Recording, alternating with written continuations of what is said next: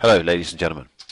Okay, today we're going to look at how belief affects what people do, and ultimately it's what the people do that really is important and intricate. Now here in front of you here is a quote from the Quran, and I'd like you to memorize it. Whoever saves a life, it would be as if he saved the life of all mankind. And if you think about it, that's very true of you. Your consciousness, your life is everything. It's everything to you. It's everything to the people around you. So if you lost that, you lose the entire world. So if you save someone's life, it will be like saving the whole of mankind, the whole of everybody, for that person there.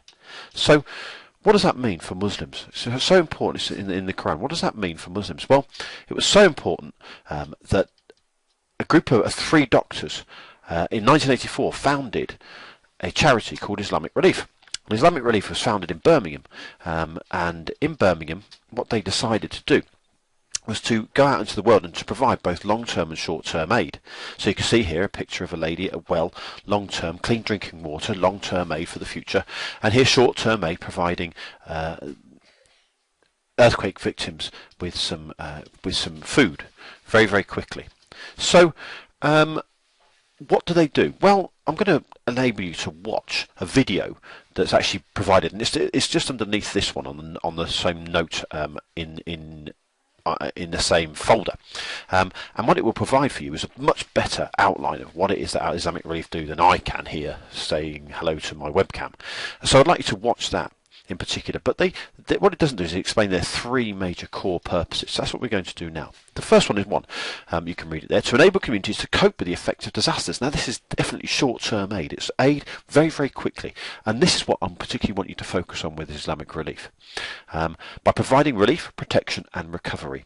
And you're going to see on another note that there's going to be about 3 or 4 videos of Islamic Relief actually working in disaster conditions where they have to give relief very, very quickly to people. Here we see the Bangladeshi floods that they helped a lot, as well as in the Sudan, okay, in various East Africa appeal.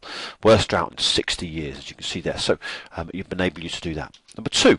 This is what they do. They also promote long-term aid, which we're not going to look at in so much detail because I want you really to focus on the short-term aid for them. Ensuring care for the environment and a focus on continuing people's hopes and future.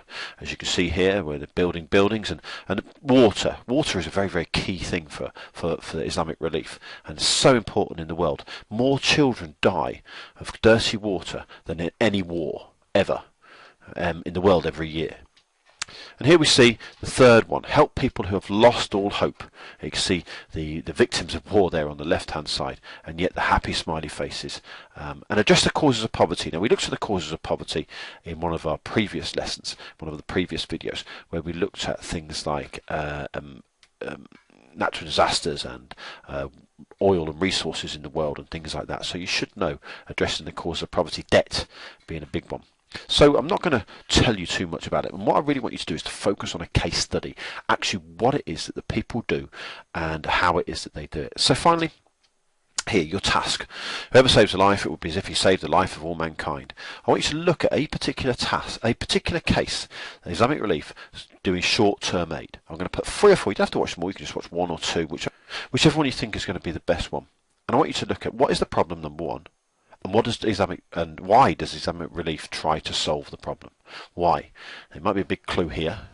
Okay, I'm going to put those arrows on it so you can have a look at that.